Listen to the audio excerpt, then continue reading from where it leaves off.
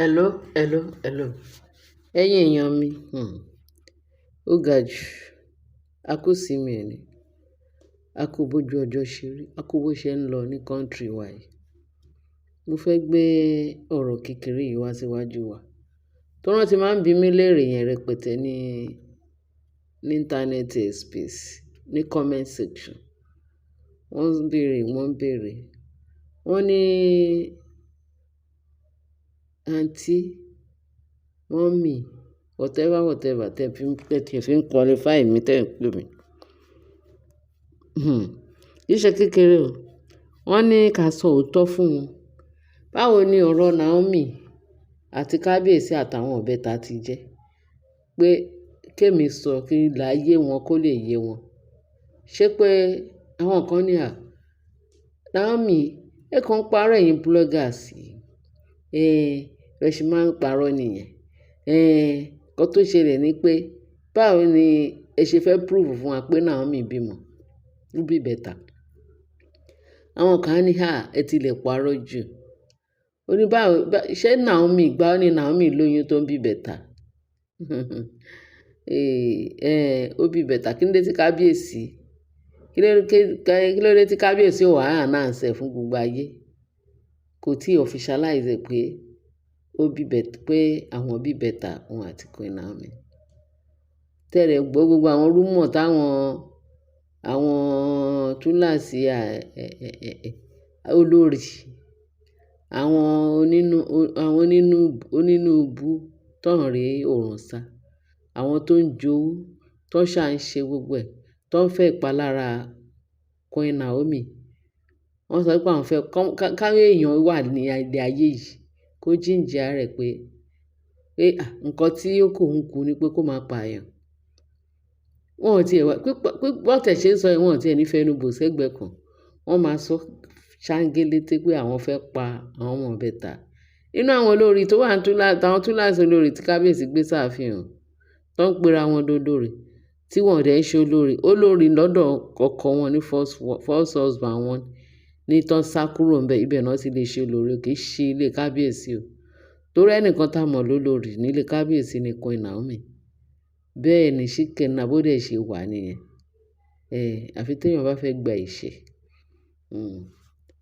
Now gẹ́gẹ́ bí nǹkan àlàyé tí mò ń sọ, wọ́n ní báwo ló ṣe jẹ́ pé kí n sọ fún wọn, kí n láyé fún wọn. Mo fẹ́ kẹ́ mọ̀ nípa ẹ̀. Lénìí yìí, a gbọ́ pé Naomi àti Kábíyèsí wọ́n gbé àwọn ìbẹ́ta. Wọ́n tún lọ ṣe Thanksgiving wọ́n lọ dedicate pé kán fi àwọn ọmọ yẹn jìn fọ́lọ́run. Ọlọ́run, àwọn ohun ìní yín làwọn ọmọ yìí. Nǹkan tẹ́ fún wa, òun la gbé wá síwájú yín wá dedicate wọn. Wọ́n ní wọ́n wá ṣe yẹn ní àárọ̀ yìí ní church. Gẹ́gẹ́ bá ṣe gbọ́ ní internet space. Ẹ̀yin èèyàn mi, ẹ má jẹ́ kó yà wá lẹ́nu. Àwọn kan ní ṣé ó bímọ lóòótọ́? Ṣé ó gbà ó ló lóyún? Àbí ó lọ ṣe kinní kan? Wọ́n ṣáà sọ gbogbo ìbàjẹ́. Wọ́n ní bóyá ó lọ adopt àwọn ọmọ. Ṣé ẹni tí ò bímọ rí? Ẹni tí ò bímọ rí ló lọ adopt. Tó mọ̀ pé kò sure fóun pé òun lè fi ikùn òun gbé oyún. Àbí kò sure fóun pé òun lè lóyún rí láyé òun. Ẹni tó ti ń bímọ, tó ti ń tọ́mọ, tó yìí jẹ́ ẹlẹ́jẹ̀ tútù. Kí ló dé? Kò sí nǹkan tó disturb ẹ̀ láti máa bímọ. Kí ló fẹ́ máa lọ ṣe surrogate fún? Kí ló fẹ́ máa adopt fún? Ó máa bí nǹkan ẹ̀. Ó gbà awuyewuye tá àti ẹ̀ mọ̀ pé Naomi ti ẹ̀ lóyún gbogbo ìgbà kí ló ń jẹ́? Ìgbà tó fi lọ sọ pé àwọn stampede àbí kí wọ́n ń pè ní Ìbàdàn. Ìgbà yẹn ló fi gbọ́ pé Naomi lóyún o. Pé bó ṣe ń dákú dájí ní ibi tó ti lọ ṣe ní stampede. Wọ́n rush ẹ̀ lọ sí hospital, gbogbo ẹ̀ la gbọ́. Wọ́n ní oyún ló ń gbọ́, oyún ló ń ṣe, kinní kan, àgbádàgodo. Ta ló wá lóyún? Ta ló fún lóyún? Wọ́n ní Kábíyèsí. Àṣé gbogbo nǹkan idán ti ń lọ lábẹ́lẹ̀ pẹ̀lú òun àti Kábíyèsí. Wọ́n ti ń wá bọ́n ṣe fẹ́ reconcile padà. Àṣé ó ti lóyún gbogbo ìgbà yẹn. so oyún yẹn gan ló túbọ̀ ṣe kábíyèsí, ló túbọ̀ ya kábíyèsí lára láti lè sáré sí ọ̀rọ̀ Naomi. Ṣáwo tiẹ̀ kúkú mọ̀ kan, òun la ṣe sáré náà ṣe àwọn kan ní irọ́ náà pa Naomi ò fẹ́ kábíyèsí, ò fẹ́ Naomi mọ́, ó ti sá kúrò lọ́dọ̀ kábíyèsí, ó ti ṣègbà ẹ ṣáà mọ gbogbo scenario yẹn gbà yẹn. Kì í ṣe nǹkan tá tún máa ṣàlàyé tó tún máa take time wa nípa ọ̀rọ̀ oyún yẹn àti àsọtẹ́lẹ̀ láàfin. Wọ́n sọ pé àwọn ìyàwó kábíyèsí kan náà, àwọn ìyàwó kábíyèsí máa bí ìbẹ̀ta. Ìgbà yẹn oyún yẹn ò tiẹ̀ tí bẹ̀rẹ̀ sí ní yọ o, ó ti pẹ́ tàwa náà la ṣiṣẹ́ yẹn tá a gbọ́ ní íńtánẹ́ẹ̀tì tí kábíyèsí tó ní kí kábíyèsí àwọn Ifáṣìráìn ní ààfin o, wọn ò sọ pàtó pé lágbájá báyìí tẹ̀mẹ̀dù báyìí ni o. Wọ́n nínú àwọn olórí wọn máa bí ìbẹ̀ta kókó bàbá ṣáṣù. Nǹkan tá a gbọ́ kì í ṣe pé bóyá àṣẹ àhesọ. Náà nígbà tí olúkálukú wá bẹ̀rẹ̀ sí ní forí gbá nínú àwọn olórí yẹn, kò tí ì sí ìta gbọ́ pé ó lóyún gbà yẹn, àfi Naomi yìí nìkan la gbọ́ pé nígbà stampede yẹn ló sọ pé ó lóyún, pé kíní. Eléyìí sọ pé Mariam gan àgàgà ó lọ ṣe surrogate ní àbí kí náà lòun jẹ tó fẹ́ lọ lóyún, tó sọ pé kíní kan surrogate náà ni tó gbé tán ní kan bá òun gbé oyún. At the end of the day ẹni tó gbóyún ó rí pé ìbejì ni, ó gbà á lọ́wọ́ ẹ̀, ó ní kí òun ò lè gbé lẹ̀. Agbègbè náà la gbọ́, àwa náà ṣiṣẹ́ yẹn gbà yẹn. Ó gba ọmọ yẹn lọ́wọ́ Mariam ni. Mariam ní gbogbo ìyá bébì tó fẹ́ wá ṣe kíní ìyẹn lòun ò lè ṣe mọ́ pẹ̀lú gbogbo owó ẹ̀. Wọ́n ló jẹ́ ìṣó inú ẹ̀ kù. Wọ́n ní kí Mariam má sọ fún anybody. Wọ́n ní kóbìnrin yẹn má yẹ kó má mọ Mariam ò mọ̀. Dókítà ló bá ṣe gbogbo arrangement yẹn. Títí di èní Mariam ò mọ ẹni tó ṣe surrogate fún. Wọ́n nígbà tóbìnrin yẹn pẹ̀lú gbogbo iye tó san fún woman yẹn, ó da Mariam. Ó gba ọmọ yẹn lọ́wọ́, ó ní láyé òun ò lè fara ẹ̀ ṣiṣẹ́ kẹ́nìkan wá máa jẹ́. Bó ṣe gba ọmọ yẹn lọ́wọ́ Mariam nìyẹn. Thank God obìnrin yẹn ò mọ Mariam ò mọ̀. Ta ló fẹ́ dá lẹ́jọ́? Dókítà nìkan ló kàn mọ eré abẹ yẹn. Dókítà ló mọ ẹni tí Mariam fún lówó. Ẹni tí Mariam fún lówó Mariam ò mọ̀. Ẹni tó fẹ́ bá Mariam ṣe surrogate ìyẹn gan ò mọ Mariam. Bọ́n ṣe yẹ́lẹyẹ̀lẹ ọ̀rọ̀ yẹn rádaràda. Kẹ́ mọ̀ pé ó ti pẹ́ tí Mariam ti máa ń ṣàṣedànù tó sanwó nù. Bẹ́ẹ̀ ni nítorí pé ọ̀rọ̀ pé ta ló fẹ́ bímọ fún kábíyèsí. Ìgbà yẹn Naomi lóyún ti ẹ̀jẹ̀ jẹ́jẹ́ o. Ẹyin tí ó fún kò báyàn dùn kankan o. Bẹ̀tẹ̀ Ọlọ́run sọ pé àwọn ọmọ yẹn máa wáyé. Nígbà tó ń lọ síwájú tó ń lọ sẹ́yìn tó sá eré gbogbo àwọn tó sá eré. Ìgbà yẹn ni Tọ́pẹ́ náà ra wọlé pé òun náà fẹ́ bímọ tó lọ ń ra ọmọ ní ọ̀dọ̀ àwọn kíní. Gbogbo wọn ṣà lọ ń wá oyún gbà yẹn tó ń rí oyún yẹn nígbà yẹn. Títí di oyún Naomi yẹn náà wá focus o. Wọ́n ní Naomi o, oyún yẹn wà o, oyún kíní kan ṣe kíní kan. Ìgbà kan wọ́n fún lóyìnbọn o. Ìgbà kan oyún ẹ̀ ó fẹ́ miscarriage but doctor. Àmọ́ bí kábíyèsí ṣe ń pààrọ̀ hospital tó ń pariwo dókítà o, nǹkan tó bá máa gbà la máa fọ oyún ọmọ yẹn gbọ́dọ̀ yá. Dókítà tún ṣe àgbà tó wá ó máa ní kò sí nǹkan kan tó ṣe oyún yẹn, àwọn ọmọ yẹn wọ́n wà lẹ́gbẹ̀ẹ́ kan ti sá sẹ́gbẹ̀ẹ́. Torí kábíyèsí dúró pé ìyàwó òun Naomi máa bí ìbẹ̀ta. Ìbẹ̀ta yẹn náà la gbọ́ o títí mú ní àkíbi irú èdè yìí. Inú tiẹ̀ bí mú ní èwo ni kó lóyún ó ní ká máa yiri ẹ̀ every month náà wọ́n máa sọ oyún Naomi o ó fẹ́ wọlé orí ẹ̀jẹ̀ wọ́n tún rọ̀ṣẹ̀ lọ sí hospital. Wọ́n ní kábíyèsí máa dààmú gan. Kábíyèsí gààmù kì í ṣe pé bóyá wọ́n ní every time. Kábíyèsí lè wà ní party kan kó sọ wípé wọ́n ti rọ̀ṣẹ̀ Naomi lọ sí hospital. pẹ̀lú bí àwọn túláàsì olórí tí kábíyèsí gbé sí ààfin.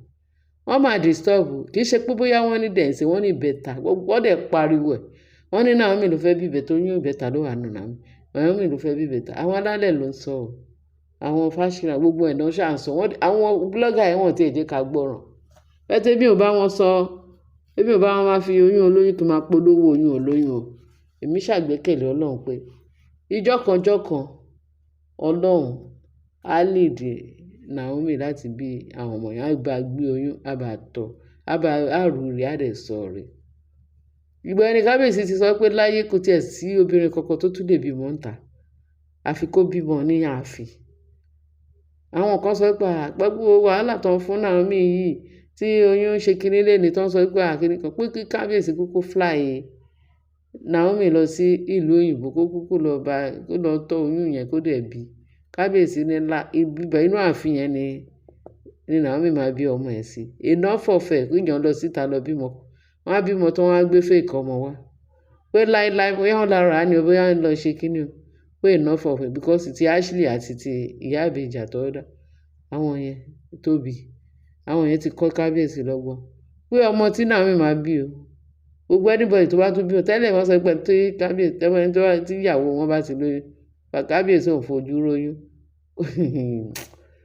Bẹ́ẹ̀ tí gbà tí Naomi yìí torí ẹ̀ náà ṣe ń rán wọn lọ sí kinní tó wá dé bímọ tọkọ tó ṣe ní access láti wá gbé ọmọ ọba fọ́nṣọ fún kábíyèsí gbà ẹ̀ àti ìyá ìbejì tóbi àti Ashley títí dèní. Ìbẹ̀rù àti ìbéyà ìbẹ̀rù ni òun ni ò jẹ́ kó lọ ṣe surrogate àbí kó ní òun jẹ́ kó lọ ṣe DNA àti kó lọ ṣe paternity test. Wọn ò ṣe because wọ́n ti mọ̀ pé tó bá lọ ṣe bẹ́ẹ̀ àṣírí á tú. Pẹ̀lú àwọn tó lọ mọ́ bú yìí wá sáàfin ni wọ́n máa ń bá kábíyèsí pé kí kábíyèsí fún àwọn lọ́mọ. Kí ẹ pé ọmọ táwọn bí tí ìyàwó wọn tí Ashley gbé wá pé kì í ṣe ẹ ṣàmú gbogbo awuyewuye yẹn tó ń ṣàṣọ. Ìbẹ̀rù jẹ́ kí wọ́n lọ ṣe DNA àwọn méjèèjì àti Tóbi àti Ashley títí di èní yìí. Bẹ́ẹ̀ tí nígbà tí kábíyèsí dẹ̀ sọ ìlérí ẹ̀ ó dẹ̀ mú ìlérí ẹ̀ ṣe Ọlọ́run dẹ̀ bá ṣe àmì sí i. Ó bímọ sí ìkáwọ́ kábíyèsí o. Ojú kábíyèsí ni Naomi ti bímọ. Ẹ ṣàmú gbogbo tribulation yẹn wàhálà yẹn òun ni kábíyèsí ò ṣe jẹ́ kí anybody kan polówó. Wọ́n mọ̀ pé ó bímọ gbogbo wọn ti kábíyèsí mọ̀ pé ó ti bímọ bẹ́ẹ̀ tí ìgbà tó bímọ náà ṣàmọ̀ ìgbà tí wọn ò jẹ́ kó wá sí ilé lásìkò ńgbà yẹn. Kábíyèsí ó secure Naomi àti àwọn mẹ́ta yẹn ní hospital tó jẹ́ pé wọn ò jẹ́ kí anybody mọ hospital because hospital tó bímọ because Ọlọ́run ló mọ irú bí ogun yẹn ṣe wọ́n ṣe la ogun yẹn kọjá. Kábíyèsí àti Naomi àwọn náà mọ ogun tí Ọlọ́run bá wọn là kọjá nínú ayé wọn. Ṣé irú ọmọ náà ni wọ́n sọ pé wọ́n máa ṣe yẹ́lẹyẹ̀ nígbà tó mọ irú ogun tó gbé tì wọ́n tó gbé tì Naomi látijọ́ tó ti lóyún yẹn tí tó fi bímọ. Ṣé ìyẹn ló máa ṣọmọ yẹ́lẹyẹ̀lẹ pé kìíní wọ́n ní àwọn méjèèjì wá sọ pé wọ́n fi ahọ́n wọn ka eyín wọn pé láyé àwọn ọmọ yìí àṣírí wọn ò ní máa tú síta mọ́. Wọ́n dẹ̀ máa bo àṣírí wọn díẹ̀díẹ̀. Ó yé kábíyèsí o, ó yé Naomi bọ́n ṣe tí ìfẹ́ tú àṣírí àwọn ọmọ yẹn. Wọ́n sì bẹ̀rẹ̀ sí ní ọmọ yẹn kéré ńgbà tán bí ẹ kúkú mọ̀ àwọn ìbẹ́ta nínú obìnrin kan. Ṣé ẹ̀yin mọ̀ bí ìyanu yẹn ṣe jẹ́? Wọ́n yìí máa gbé jáde. Kábíyèsí yìí máa ṣèkómọ rẹpẹtẹ fún àwọn ìbẹ́ta. Bẹ̀tẹ̀ wọ́n ní kí ogun yẹn kó lọ lẹ́nu. Àwọn ogun yẹn yìí lọ. Ogun yẹn wọ́n yìí ń gbé o. Wọ́n yìí ń gbé ogun tí gbogbo àtọ́ tó bímọ tán bẹ̀rẹ̀ sí ní. Tí ìyàwó bàbá kábíyèsí yẹn ìyàwó bàbá pàróbọ̀ step mother. Ẹ ṣáà rí pé gbogbo nǹkan tó ń sọ pé wọ́n ṣe lóríṣiríṣi. Wọ́n ò pa ọmọ yẹn. Àsọtẹ́lẹ̀ ti wà lórí àwọn ọmọ yẹn. So kábíyèsí bá sọ pé ẹ má wulẹ̀ kanjú ẹ̀yin tẹ́ ẹ̀ sọ pé kábíyèsí ò ti officialize ẹ̀ fún ò tí ì ṣe kinní. Ó tún ṣe coronation 10th anniversary pé kábíyèsí ò ti officialize kò sí gbé àwọn ọmọ yẹn jáde kó tún polówó. God first òun náà ṣe gbé lọ síwájú Ọlọ́run torí wọ́n ní nǹkan tí ohun tọ́lọ́run bá ti gbìn kò sẹ́ni tó lè fàtú. Ilẹ̀kùn tọ́lọ́run bá tì kò sẹ́ni tó lè ṣí. Bẹ́ẹ̀ ni anything tẹ́ bá gbé síwájú Ọlọ́run àwọn ọmọ yẹn wọ́n ti rí àwọn ọmọ yẹn bọnú ẹ̀jẹ̀ Jésù. Kò sí òmìmì kan tó lè mì àwọn ọmọ yẹn.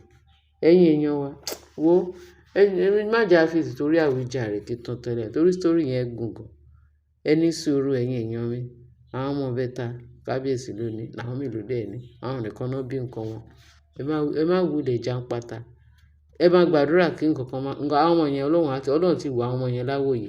Kò sí agbára òkùnkùn kan tó lè kọjú ìjà sí wọn. Ẹ ṣé ẹ̀yin èèyàn mi. Ẹ má jẹ́ kí story yẹn tó gùn gan. Ẹ má gbà lákòókò. Ẹ bá share, kẹ́ bá like, kẹ́ bá subscribe. Àbọ̀ Ọlọ́run á dájú lórí. Ẹ jẹ́ kí wọ́n fi sọ fún yín pé Naomi àti kábíyèsí ló lọ́mọ. Ṣé kẹ́ náà? Bye.